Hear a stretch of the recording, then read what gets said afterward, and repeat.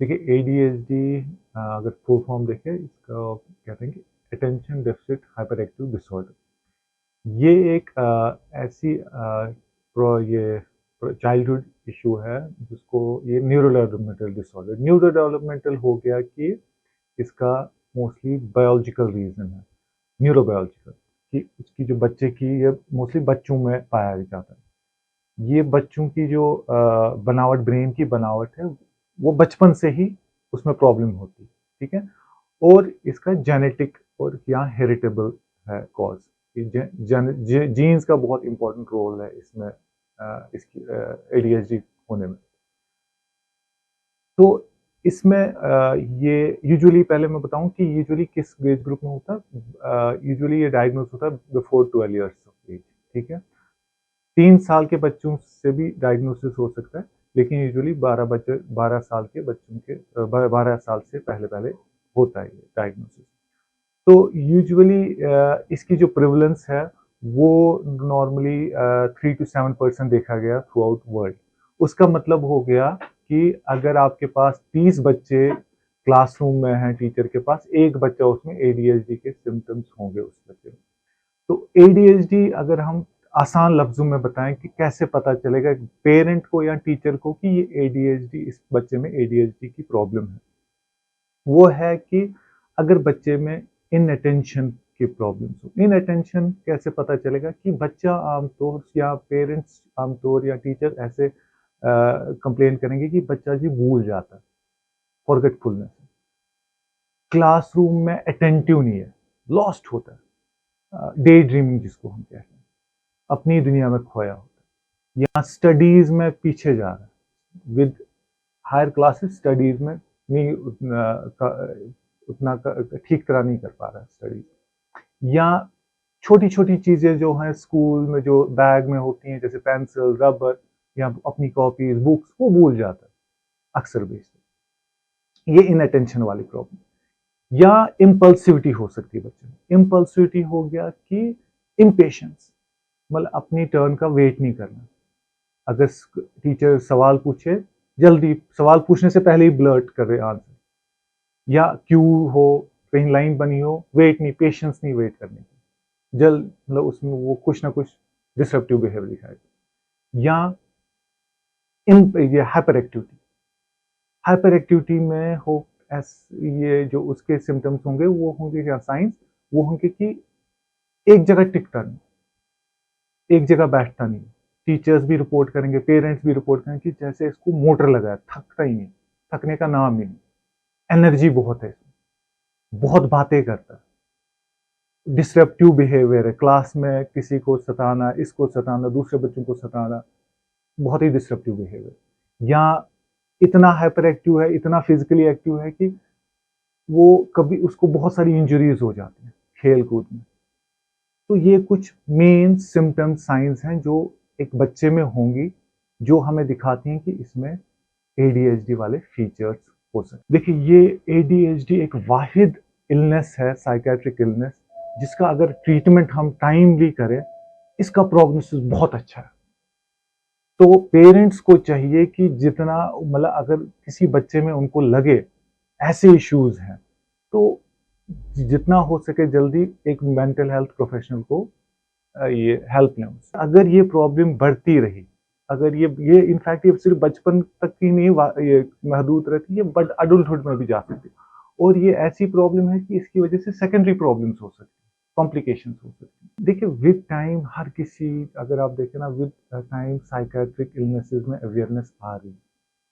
तो हाँ, इनमें भी हम देख रहे हैं कि पेरेंट्स में आहिस्ता आहिस्ता अवेयरनेस आ रही है विद टाइम। लेकिन चाहिए ये है कि उतने लोग नहीं आते हैं जितने आने चाहिए, या देखा गया है कि हिचकिचाते हैं पेरेंट्स कि नहीं जी, अब मैं कहाँ इसको साइकेट्रिस्ट के पास लूँ, या कहाँ मेंटल हेल्थ प्रोफेशनल के पास लूँ, पता नहीं लोग क्या कहेंगे, मेरे रिलेटिव क्या कहेंगे। तो वो एक स्टिग्मा अभी भी है। एडीएचडी तो बहुत कॉमन है, मतलब हमारे पास बहुत सारे बच्चे आते हैं इनको एडीएचडी है, स्कूल वाले रिकग्नाइज करते हैं कि, या पेरेंट्स कभी रिकग्नाइज करते हैं हमारा बच्चा पढ़ नहीं रहा है, इनअटेंटिव है, तो टीचर्स भी बोल रही हैं कि आप इसको साइकोलॉजिस्ट के पास ले जाएं। अब लेकिन अवेयरनेस बढ़ रही है, पहले इतने कॉमनली नहीं आते थे पेरेंट्स की, हमें लगता है हमारे बच्चों को एडीएचडी है, हमें लगता है हमारे बच्चे को ये है, so but now awareness is increasing in cases अब सामने आ रहे हैं। अस्सी अगर हम जेंडर की बात करें तो boys are diagnose 3 times more than girls, क्योंकि जो बॉयज़ के सिम्पटम्स होते हैं वो हाइपर एक्टिव ज़्यादा दिखाई देते हैं। सो वो ज़्यादा रिकॉग्नाइजेबल साइन्स हो जाते हैं। व्हेयरएज़ जब हम लड़कियों की बात करते हैं, उनमें इनअटेंशन ज़्यादा हो जाता है, ऑर्गनाइज़ेशन डिफिकल्टीज़ होती है, तो कहीं न कहीं वो हाइडमिक हो जाते हैं, तो बहुत बार हम वो डायग्नोज़ नहीं कर पाते हैं। लेकिन देखा गया है कि जब ये बच्चे बड़े होते हैं, so boys when they grow up, उनमें ज़्यादा वो होती है कि दे मोर वल्नरेबल कि वो ड्रग अब्यूज़ कर सके, मोर इम्पल्सिव डिसीजंस ले सके। गर्ल जब बड़ी होती है उनमें एंजाइटी डिप्रेसिव फीचर्स ज़्यादा आ सकते हैं। तो इनकी इन ग्रोइंग ईयर्स भी जो प्रेजेंटेशंस है वो थोड़ी डिफरेंट हो जाती है। जो हमारा सोशल मीडिया है it is playing a very good role, क्योंकि क्या होता है जैसे कोई भी रील आप देख लो, कोई भी वीडियो आप देख लो, you get motivated by it. अब जब एजुकेशनल रील होगी या साइकोलॉजिकल इन्फॉर्मेशन रिलेटेड रील होगी एडीएचडी सिम्पटम्स के बारे में, बहुत सारे लेमैन पेरेंट्स को नहीं पता होती एडीएचडी क्या है या कोई मेंटल हेल्थनेस। जब वो मेजर मोटे-मोटे सिम्पटम्स देखते हैं वहाँ, तो देन दे स्टार्ट कनेक्टिंग, क्या हमारे बच्चे को भी तो ये हो रहा है। बहुत बार पेरेंट्स मेरे पास आए भी हैं कि मैम आपके वीडियोज़, आपके रील्स देख के हमें समझ आया कि हाँ, मेरे बच्चे में भी ये सिम्पटम है। क्या आप उनको एक बार स्क्रीन करेंगी? सो मीडिया का एक बहुत अच्छा रोल भी है in understanding, recognising the science. लेकिन कभी-कभार क्या हो जाता है, पेरेंट्स क्या करते हैं या जनरल पब्लिक भी क्या करती है, छोटी सिम्पटम को भी वो हर चीज़ को एसोसिएट कर लेते हैं कि हाँ, मुझे भी यही हो रहा है। सो दे ओवर डायग्नोज देमसेल्व्स। अगर आपने अपने बच्चे में एडीएचडी के सिम्पटम्स नोटिस किए, तो पहली चीज़ उन्हें मारिए मत। यूजुअली अगर हम एडीएचडी के सिम्पटम्स नोटिस करते हैं, पेरेंट्स को लगता है कि एक बैड बिहेवियर है। सो आइदर वो बच्चे को डाँटते हैं, शेम करते हैं, कहते हैं तुमने हमारी इज़्ज़त मिट्टी में मिला दी, तुम्हारे पीटीएम में मुझे ये सुनना पड़ा, तुम्हारी वजह से। तो we start shaming the child. वो ना करे, क्योंकि वो बच्चा आउट ऑफ बदतमीज़ी नहीं कर रहा। It is a condition which the child is going through. हमें ये समझना है कि इस बच्चे के साथ हो क्या रहा है। जितना हम स्क्रीनलेस पेरेंटिंग उस बच्चे के साथ करेंगे, उतना ही उसके उन बिहेवियर्स में चेंज आएगा। और अगर आपको साइंस एंड सिम्पटम्स लग रहे हैं, तो प्लीज़ सीक हेल्प। ये ना सोचे अरे अब मेरे को उसको डॉक्टर के पास ले जाना है, साइकियाट्रिस्ट, साइकोलॉजिस्ट के पास ले जाना है, इसको शायद फिर स्कूल में लोग ये बुली करेंगे, स्टूडेंट्स बुली करेंगे या स्कूल वाले शायद एक्सेप्ट नहीं करेंगे, ऐसा कुछ नहीं है। बट जितनी ईज़िली आप उसको ये एक डॉक्टर के पास लाएँगे, उसका डायग्नोसिस होगा, फिर हम उसकी बेहतर मदद कर पाएँ। मतलब जो उसके रोज़मर्रा स्ट्रगल्स हैं, सपोज़ इनअटेंशन है, वो पढ़ नहीं पाता, वो किताबों के साथ बैठ नहीं पाता, उसकी वजह से वो डाँट भी खाता है, एकेडमिक्स में भी कमज़ोर हो जाता है, खुद का सेल्फ एस्टीम भी कमज़ोर है। अगर हम उस चीज़ को ट्रीट करेंगे, डॉक्टर के पास ले जाएँगे, तो वो बेसिक क्रक्स ही खत्म हो जाएगा, मतलब दैट इलनेस वो विल बी कंट्रोल्ड। अगर हम एडीएचडी के साइन सही टाइम पे रिकॉग्नाइज़ ना करें, धीरे-धीरे जब ये बच्चे बड़े होंगे, एडोलेसेंस में जाएँगे, इनमें इम्पल्सिविटी, इनअटेंशन ज़्यादा बढ़ जाएगी, डिप्रेशन, एंग्ज़ायटी, इनमें फिर कोमॉर्बिड डिसऑर्डर्स हो जाते हैं। आपको पता है उनका एक बहुत कॉमन ये होता है, हमारे पेरेंट्स हमको समझते नहीं हैं। हमें कोई समझता नहीं है और उसकी वजह से उनमें अग्रेशन ज़्यादा बढ़ जाता है। वो कहते हैं कि इनको तो समझ ही नहीं आता, क्योंकि वो बहुत मेस्ड होते हैं। अगर किसी को इनअटेंशन है, ना वो टाइम पे स्कूल जाएगा, ना वो टाइम पे असाइनमेंट्स पूरी देगा। स्कूल में डाँट, घर पे डाँट, कॉलेज में डाँट, घर वाले भी बोलेंगे तुमने हमारा जीना हराम किया है।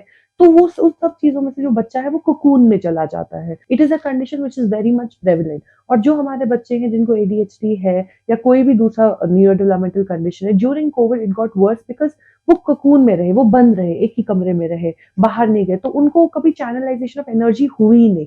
तो अब जब वो बाहर आ रहे हैं तो वो डिफरेंट कभी रॉन्ग मीडियम, कभी ओवर इम्पल्सिविटी में आ रही हैं, ज़्यादा खेलते हैं, धक्के मारते हैं बच्चों को, स्पोर्ट्स में हार्श हो गए हैं। वो सब हमें समझना है कि ये कहीं न कहीं मैनिफेस्टेशंस है of the covid that we have seen. उनकी जो पर्सनैलिटी प्रॉपर्ली मतलब डेवलपमेंट प्रॉपर नहीं हुई, उसकी वजह से ये सब चीज़ें आ रही हैं। बच्चों को लेबल ना करें। मैं हमेशा यही कहती हूँ कि डोंट लेबल योर चाइल्ड। आप समझो आपके बच्चे की क्या कंडीशन है, हेल्प करवाओ, बट लेबल मत करो। क्योंकि जब हम लेबल करते हैं, हम कहते हैं बस हाँ जी ये है, अभी ऐसा ही रहेगा। हमें डायग्नोसिस इसलिए नहीं करना कि हम बोलेंगे बच्चा ऐसा ही रहेगा। हमें डायग्नोसिस इसलिए करना है ताकि हम बच्चे की मदद कर सकें।